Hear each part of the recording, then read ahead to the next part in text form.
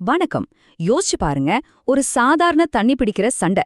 அது ஒரு கட்டத்துல சாதி பேரை சொல்லி திட்டி, கல்லெடுத்து அடிச்சு, கொலை மிரட்டல் வரைக்கும் போனா எப்படி இருக்கும்? நெல்லையில இப்போ அப்படிதான் ஒரு அதிர்ச்சியான சம்பவம் நடந்திருக்கு. இதுல சம்பந்தப்பட்டது யாருன்னு பாத்தீங்கன்னா, அதிமுகவை சேர்ந்த நிர்வாகிகள். அவங்க மேல வன்கொடுமை தடுப்பு சட்டத்தின் கீழ் கேஸ் ஃபைல் பண்ணிருக்காங்க. வாங்க இத பத்தி விரிவாக பார்க்கலாம்.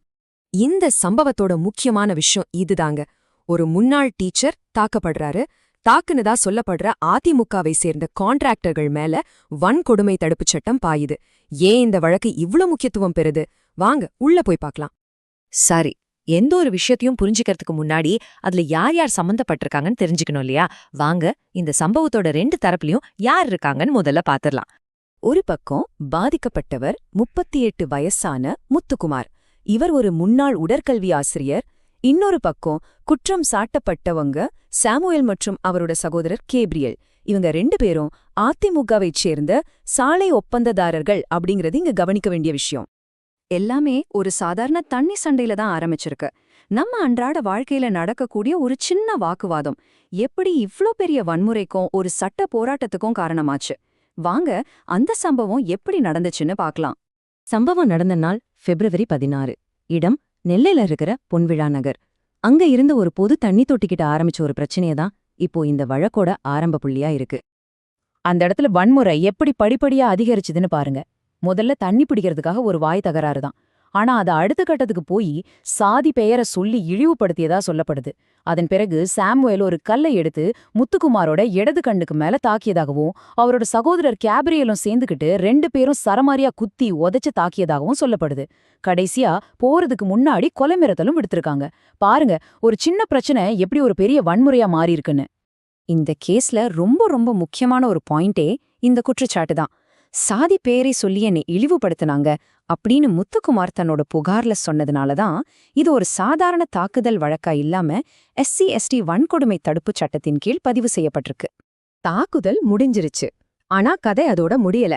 அதுக்கப்புறம் சட்ட ரீதியாக என்னென்ன நடவடிக்கைகள் எடுக்கப்பட்டது, வாங்க அத பார்க்கலாம்.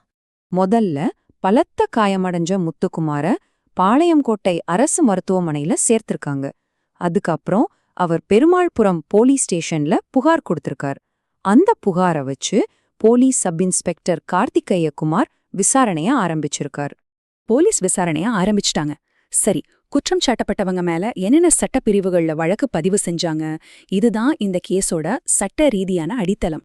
1-2 இல்லங்க, மொத்தம் 7 வெவ்வேறு சட்டப்பிரிவுகள்ல வழக்கு போட்டிருக்காங்க. இதுவே இந்த குற்றச்சாட்டோட தீவிரத்தை நமக்கு காட்டுது. இந்த 7 பிரிவுகளையும் நாம 2 முக்கிய சட்டங்களுக்கு கீழே பிரிக்கலாம். 4 பிரிவுகள் பாரதிய நியாய சன்ஹிதா, அதாவது நம்ம புது IPC மாதிரி. இதுல அடிதடி, காயப்படுத்துறதுன்னு பொதுவான குற்றங்களுக்காக கேஸ் போட்டிருக்காங்க. ஆனா மீதி இருக்கிற அந்த 3 பிரிவுகள் தான் ரொம்ப ரொம்ப முக்கியம். அது SC/ST வன்கொடுமை தடுப்பு சட்டத்துக்கு கீழே வருது. ஒரு சாதாரண சண்டையிலிருந்து இந்த கேஸை ரொம்ப சீரியஸா மாத்துறதே இந்த சட்டப்பிரிவுகள் தான். நம்மள பல பேருக்கு இந்த SC/ST வன்கொடுமை தடுப்புச் சட்டம்னா என்னன்னு முழுசா தெரிஞ்சிருக்காது. இது வெறும் ஒரு சட்டப்பிரிவு மட்டும் கிடையாது. இது பட்டியல் சாதியினர் மற்றும் பழங்குடியினர் மக்களுக்கு எதிராக நடக்கிற வன்முறைகளை தடுக்கவும் அவங்களோட சமூக மரியாதையை பாதுகாக்கவும் கொண்டுவரப்பட்ட ஒரு மிக முக்கியமான சிறப்பு வாய்ந்த சட்டம். அதனாலதான் இந்த வழக்குல இந்த சட்டத்தின் கீழ் கேஸ் பதிவு செஞ்சது அதிக கவனத்தை ஈர்த்திருக்கு. சரி, இப்போ இந்த கேஸ் என்ன நிலைமையில இருக்கு? இப்போதைக்கு கிடைச்சிருக்கிற தகவல் படி குற்றம் சாட்டப்பட்ட சகோதரர்கள் சாமுவேல் மற்றும் கேப்ரியல் 2 பேரையும் போலீஸ் தேடிட்டு வராங்க. அவங்க இன்னும் கைது செய்யப்படல. குற்றம் சாட்டப்பட்டவங்க தலைமறைவா இருக்கிற இந்த நிலைமையில அரசியல் செல்வாக்கு இருக்குன்னு சொல்லப்படுற இந்த வழக்குல சட்டம் அதோட கடமைய சரியா செய்யுமா?